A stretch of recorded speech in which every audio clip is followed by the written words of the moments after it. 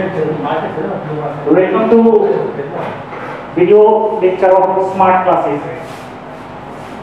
I am Pranav. We will start today 12th class 12th topic electrostatic.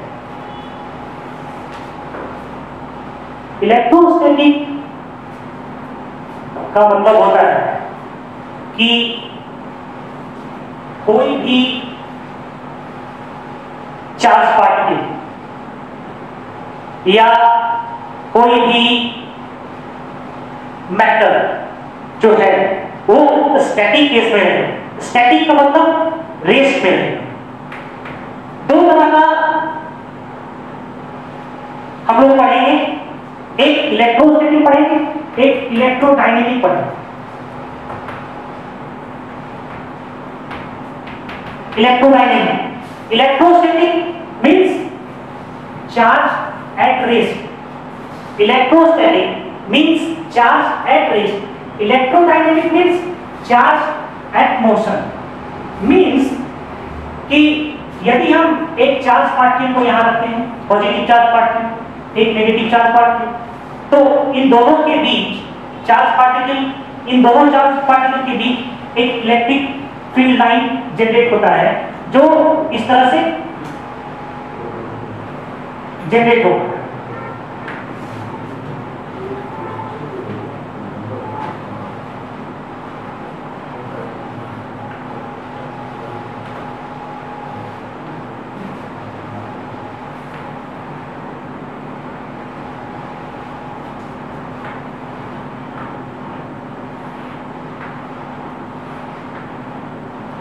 ये static charge का part है।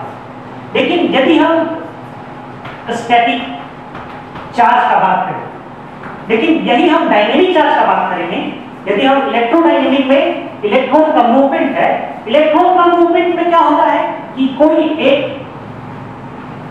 Charge electron जो है वो मूव कर रहा है।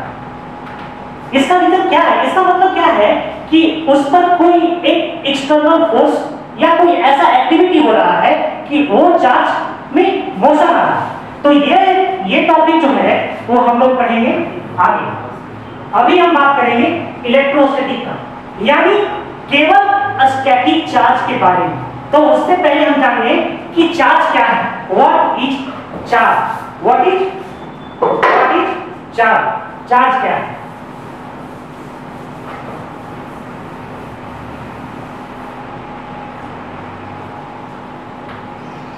What is charge? पूरे यूनिवर्स में जितना भी फंडामेंटल क्वांटिटी है, उन फंडामेंटल क्वांटिटी में जो हमारा मैटर है उसका फिजिकल प्रॉपर्टी बताता है। फिजिकल प्रॉपर्टी बताता है क्या है? मैटर में तीन तरह के एलिमेंट होते हैं। एक होता है इलेक्ट्रॉन, एक होता है प्रोटॉन,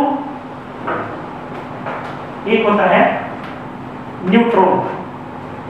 इलेक्ट्रॉन क्या होता है? Negative charge. प्रोटॉन क्या होता है? Positive charge. और न्यूट्रॉन क्या होता है? कोई चार्ज। तीन तरह के चार्ज, दो तरह के चार्ज हैं, एक पॉजिटिव एक negative. Electron always negative charge, proton always positive charge. Charge में इलेक्ट्रॉन का जो चार्ज होता है वो होता है 1.6 × 10⁻⁻19 कूलम नेगेटिव में, और वही प्रोटॉन का जो चार्ज होता है वो क्या होता है? +1.6 × 10⁻⁻19 कूलम। टोटल चार्ज 1.6 × 10⁻⁻19 कूलम, ये होता है इलेक्ट्रॉन का चार्ज, और ये होता है प्रोटॉन का चार्ज। चार्ज का जो बात करेंगे, जैसे इलेक्ट्रॉन का बात किए, प्रोटॉन का बात किए, तो पूरे वर्ल्ड में जितना भी हमारे पास पार्टिकल्स हैं, all particles having only electrons and protons और इन्हीं इलेक्ट्रॉन प्रोटॉन के कारण इस सब्सटेंस में चार्ज होता है। और कोई भी ऐसा पार्टिकल्स नहीं है, एलिमेंट नहीं है जिसके कारण हम लोगों का उस पार्टिकल में चार्ज होता है। तो उसके बाद हम लोग चार्ज का प्रॉपर्टी पढ़ेंगे कि चार्ज में क्या क्या प्रॉपर्टी होता है। तो क्या पढ़ेंगे? Property of charge, properties of charge. क्या क्या प्रॉपर्टी का चार्ज है? सबसे पहला intrinsic property, intrinsic property follow करता है। इंट्रिंसिक प्रॉपर्टी का मतलब होता है कि जो उसकी ओरिजिनेट है वो चेंज नहीं होगा। मूलभूत जो ओरिजिनेशन है, ओरिजिनेशन वो चेंज नहीं होगा।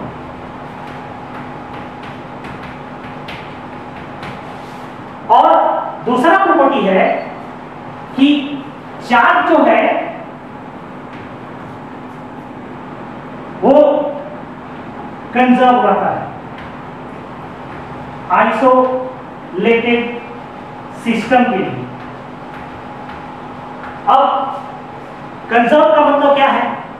कंजर्व किसको कहते हैं? जैसे एक सिस्टम में लेते हैं, बाद में भी इसके बारे में थोड़ा और जानकारी लेंगे। एक प्लेट है, ये हमारा प्लेट है। इस प्लेट पे एक चार्ज डेवलप करते हैं Q। एक चार्ज मान लेते हैं, इस पर टोटल चार्ज Q है। जैसे ये 10 टन इस तरह का प्लेट नजर आ रहा है, तो इसका दो ही प्लेट है। इसका जो ये वाला थिकनेस है, ये थिकनेस नेग्लिजिबल मान लेंगे। तो इसका दो सरफेस हो गया, एक तो ये सरफेस और एक ये सरफेस। इसको हम लोग ये सरफेस कर रहे हैं।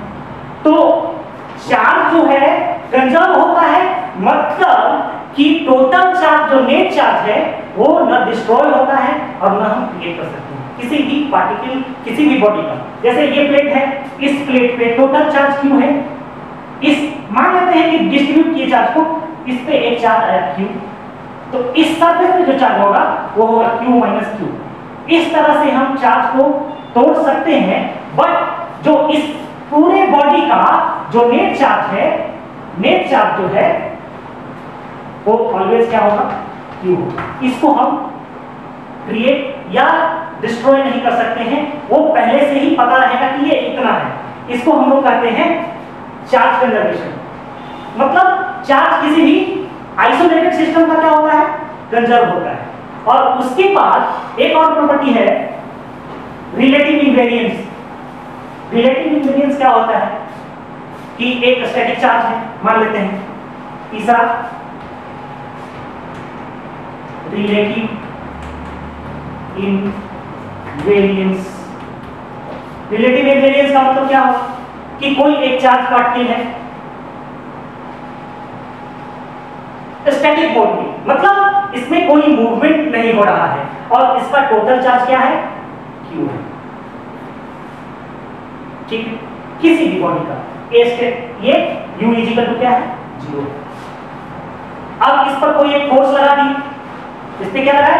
एक फोर्स लगा दी। अब ये बॉडी, ये जो पार्टिकल्स है, इसमें एक क्या आ गया? मोशन आ गया, यानी U इक्वल टू क्या हो गया? मान लेते हैं कि 3 मीटर पर सेकेंड। ये पहले रेस्ट में था, इसका चार्ज Q है, और अब इस पे एक फोर्स लगाए, इसका स्पीड हो गया 3 मीटर पर सेकेंड। रिलेटिव इनवेरिएंस यही कहता है कि किसी भी बॉडी में यदि वो रेस्ट में है और उसका चार्ज जितना होगा उतना ही चार्ज होगा यदि उस बॉडी मोशन में आ जाए। अब आपको बताते हैं, लेकिन ऐसा केस मास के साथ नहीं होता है। ऐसा केस मास के साथ नहीं होता है।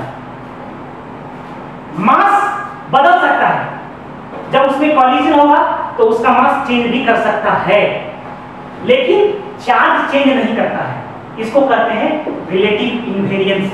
ये प्रॉपर्टी चार्ज के साथ फॉलो होता है। नेक्स्ट देखते हैं,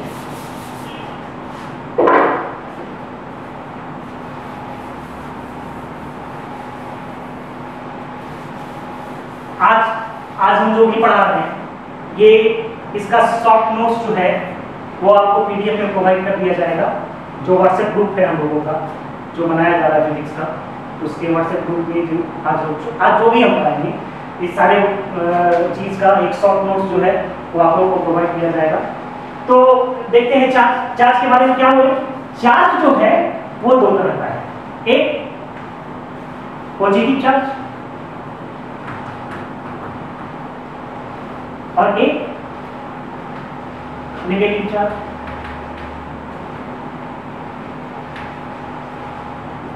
पॉजिटिव चार्ज किस रीजन से आता है? पॉजिटिव चार्ज किस कारण से आता है? डिफिशियंसी ऑफ इलेक्ट्रॉन, यानी कि डिफिशियंसी ऑफ इलेक्ट्रॉन्स, मतलब इलेक्ट्रॉन वहां से हट गया। जैसे एक पढ़े हैं सोडियम, इसमें से एक इलेक्ट्रॉन निकल गया, क्या होगा? Sodium plus. तो क्या हो गया?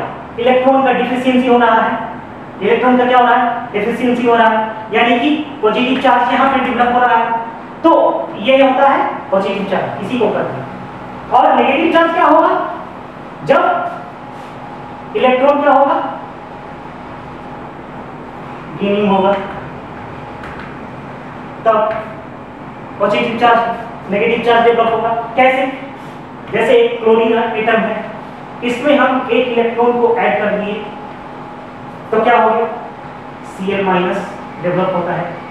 तो उसी तरह से दो ही तरह का, हम लोग के पास टोटल दो ही तरह का चार्ज पार्टिकल, एक पॉजिटिव चार्ज पार्टिकल, एक negative charge particle. Positive charge particle का एग्जांपल क्या है? प्रोटॉन हो गया एक तरह से, ये क्या हो गया?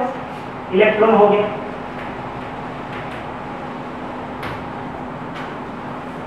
यही दो चार्ज पार्टिकल के बारे में हम आगे पढ़ेंगे डिटेल में, कैसे चार्ज जो है वो चार्ज कैसे इलेक्ट्रिक फील्ड जनरेट करता है और कैसे फोर्स उसके कारण डेवलप होने लगता है। जैसे पूरे वर्ल्ड में जितना भी पार्टिकल्स हैं, जैसे मान लेते हैं यहाँ पे कोई यहाँ पे एक है, कोई यहाँ पे एक है, बहुत सारा पार्टिकल्स होते हैं। और जैसे मास, इसका m1 है, इसका m2 है, इसका m3 है, तीनों का मास है। तो पूरे यूनिवर्स में जितने भी मास वाले पार्टिकल्स हैं, जिनका मास है, एग्जिस्ट करता है, उन दोनों के बीच में ग्रेविटेशनल फोर्स लगता है। क्या लगता है? ग्रेविटेशनल फोर्स लगता है। वो आप लोग पढ़े भी हैं। तो कौन सा ग्रेविटेशनल फोर्स लगता है? फोर्स ऑफ ग्रेविटेशनल, उसको क्या करते हैं? G m1 m2 divided by r²। ये ग्रेविटेशनल फोर्स लगता है। उसी तरह से उस पार्टिकल पे भी, अब ये पार्टिकल, इन दोनों के बीच में भी लगेगा ग्रेविटेशनल फोर्स, इन दोनों के बीच में भी ग्रेविटेशनल फोर्स, इन दोनों के बीच में भी ग्रेविटेशनल फोर्स। तो ये क्या है? ग्रेविटेशनल कांस्टेंट है। ये क्या है? एक मास, एक दूसरा मास, दो मास के बीच में ग्रेविटेशनल फोर्स लगता है। ये जो प्रॉपर्टी है, ये प्रॉपर्टी है इंट्रिंसिक प्रॉपर्टी। इसी तरह से चार्ज में भी इंट्रिंसिक प्रॉपर्टी होता है। और आगे बात करेंगे कैसे दो चार्ज के बीच में फोर्स लगता है। उससे पहले जानते हैं कि कैसे चार्ज किसी भी बॉडी में डेवलप होता है, कैसे उसमें चार्ज आ जाता है। तो चार्ज आने का तीन तरीका है। सबसे पहले कि दो बॉडी को रब करेंगे बाय फ्रिक्शन, फर्स्ट प्रोसेस, दो बॉडी को रब करेंगे, फ्रिक्शन करेंगे, तो उसमें क्या हो जाएगा? एक इसमें चार्ज आ जाएगा, एक इसमें भी चार्ज आ जाएगा। इसको कहते हैं बाय फ्रिक्शन प्रोसेस। तीन तरह का प्रोसेस है चार्जिंग। चार्जिंग का प्रोसेस क्या है? तीन तरह का प्रोसेस है। First by friction, second by conduction और थर्ड बाय इंडक्शन। तीन तरह का प्रोसेस है हमारा। पहला क्या है? By friction.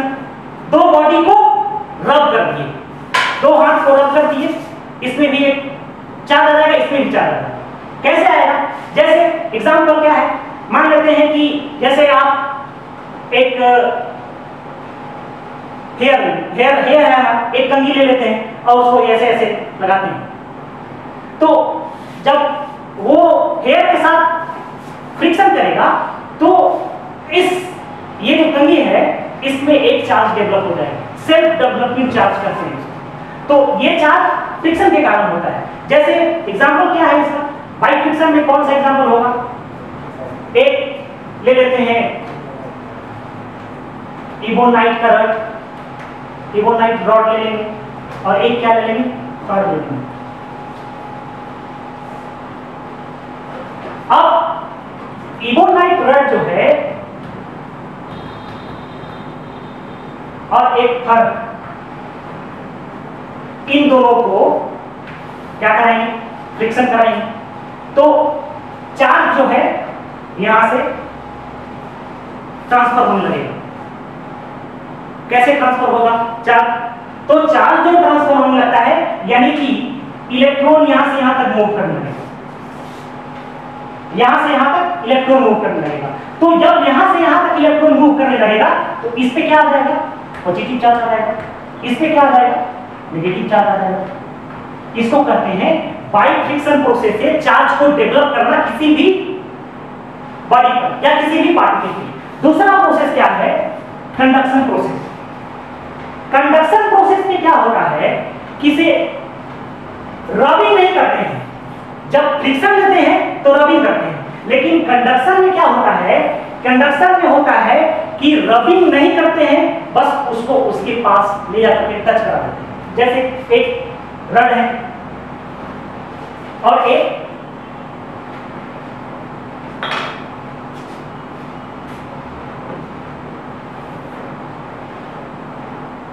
और ले लिए, अब दोनों को चार्ज करने के लिए, चार्जिंग करने के लिए दोनों को एक दूसरे में टच करना, रबिंग नहीं करनी। रबिंग करने का मतलब फ्रिक्शन, कंडक्शन केवल टच करना। तो टच करेंगे तो, और कंडक्शन प्रोसेस में यही चीज एक पॉजिटिव बात है कि दोनों का चार्ज जो है सेम हो जाता है। जैसे यहां पे नेगेटिव चार्ज है,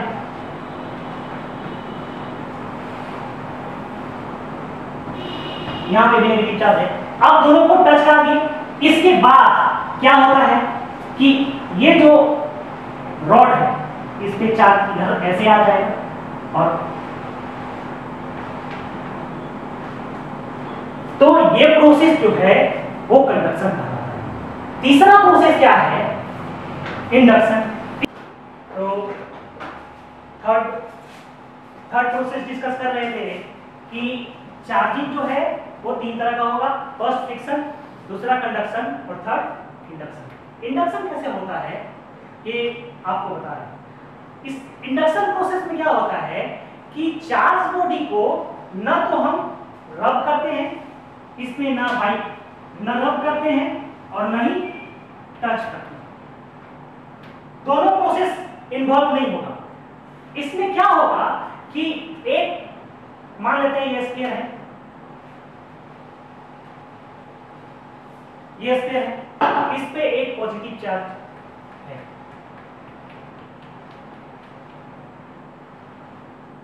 तो इंडक्शन प्रोसेस में क्या है कि ये एक ऐसा प्रोसेस है जिसमें बॉडी को टच नहीं कराते हैं और न ही रब कराते हैं। इसमें करना क्या है कि एक न्यूट्रल पार्टिकल, न्यूट्रल जो है ऑब्जेक्ट, उसको उसके नजदीक ले जाएंगे, लेकिन टच नहीं कराएंगे, नजदीक ले जाएंगे।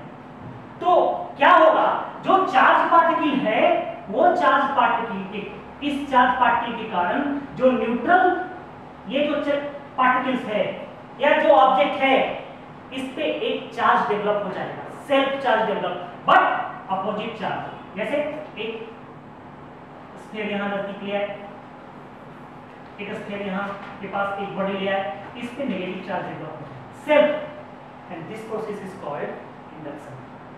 इंडक्शन में यही होता है, बॉडी एक चार्ज पार्टिकल बॉडी के पास एक न्यूट्रल पार्टिकल ले जाते हैं, लेकिन टच नहीं कराएंगे, रब भी नहीं कराएंगे, केवल पास ले जाएंगे और इस due to this charge opposite charge develop on this substances.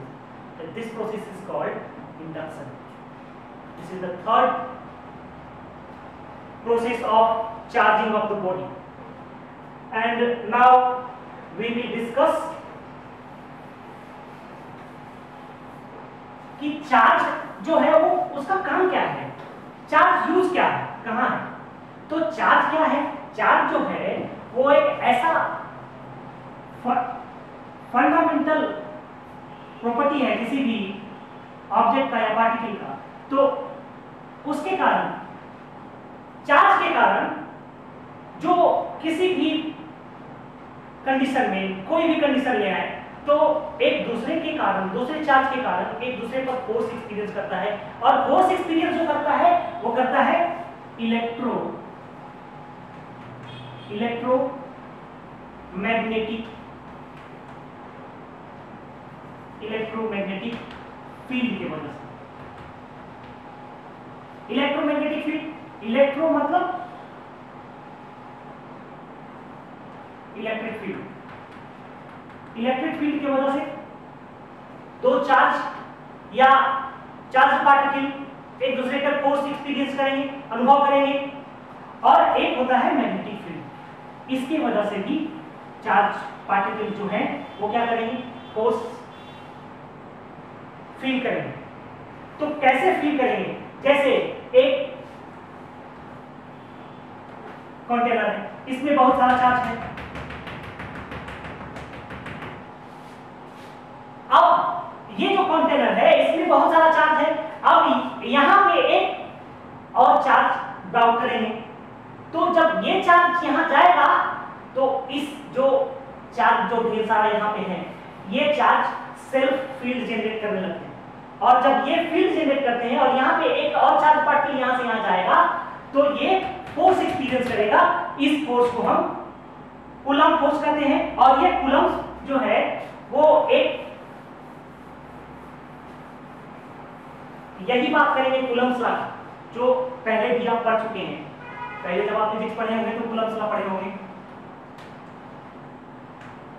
Coulomb's law क्या है? ये कूलम्ब्स लॉ कहता है जैसे ग्रेविटेशनल फोर्स पढ़ेंगे उसी तरह से कूलम्ब्स लॉ में इलेक्ट्रिक फोर्स पढ़ेंगे। इलेक्ट्रिक फोर्स में कूलम्ब्स लॉ कहता है कि कोई दो चार्ज पार्टिकल है, मान लीजिए कोई दो चार्ज पार्टिकल है, क्या है, एक है Q1, एक है Q।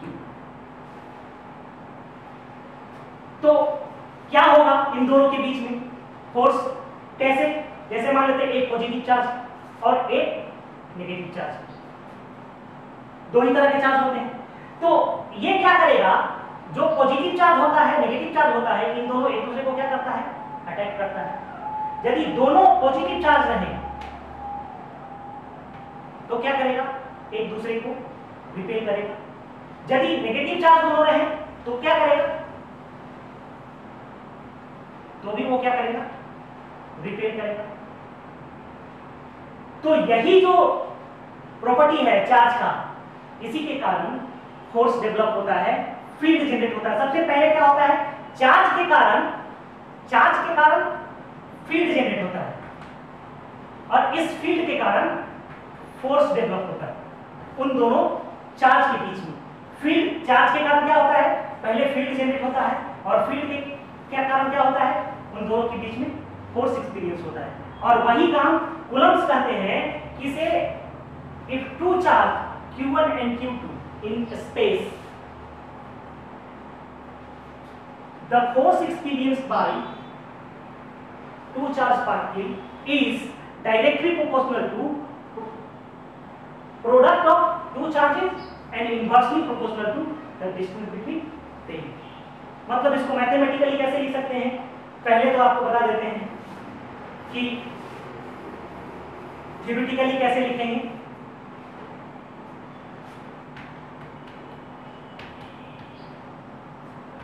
State that the force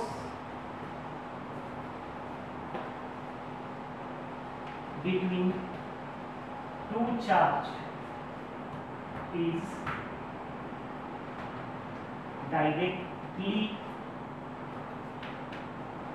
proportional to the product of the charges and inversely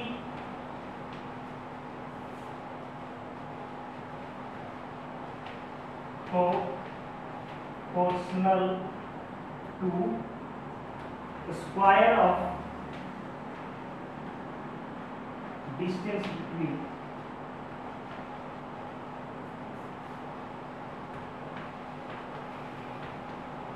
them। ये है कूलम्ब्स लॉ का स्टेटमेंट। और इसको मैथमेटिकली कैसे लिखेंगे? मैथमेटिकली लिखेंगे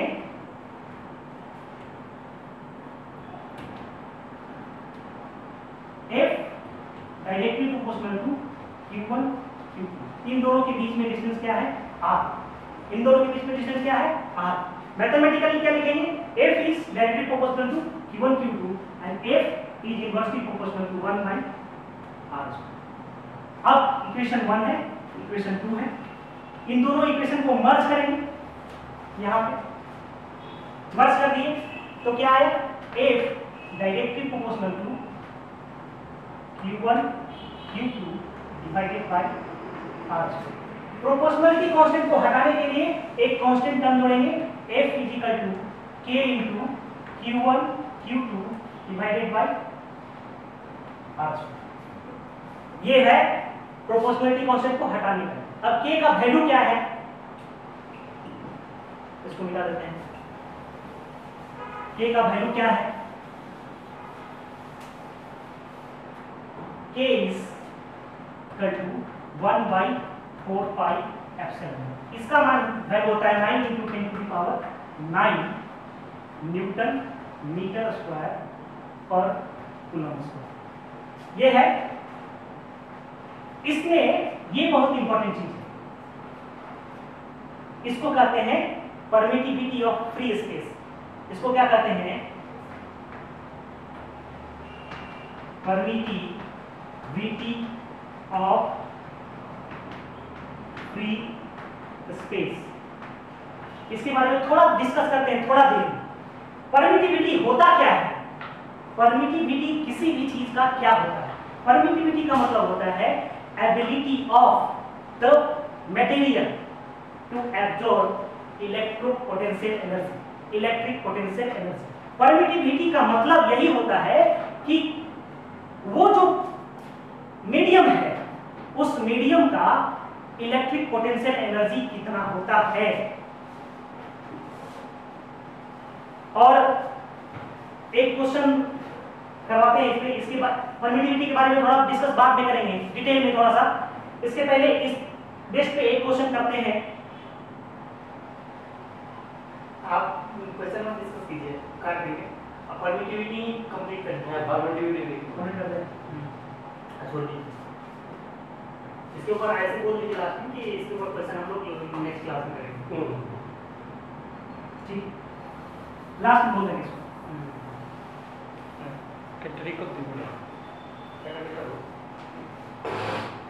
ठीक है, तो परमिटिविटी जो है वो क्या बोले? परमिटिविटी मेरा जो है वो क्या है? परमिटिविटी जो है वो क्या है? एबिलिटी ऑफ मटेरियल which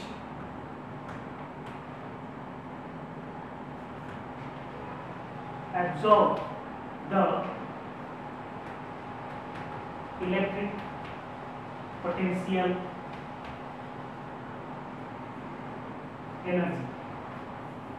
ये बॉडी को जैसे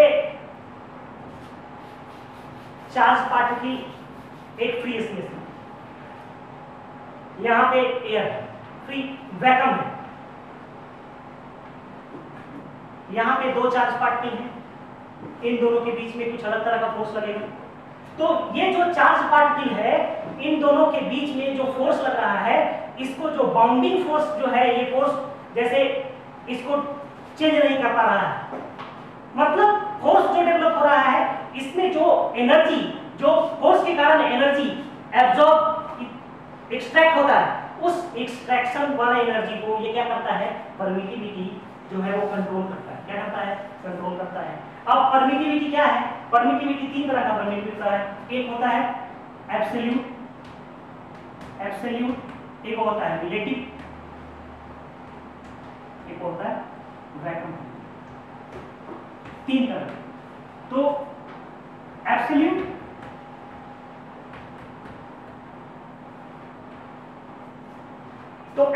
परमिटिविटी जो होता है वो प्रोडक्ट ऑफ रिलेटिव परमिटिविटी और vacuum permittivity of free space का प्रोडक्ट होता है।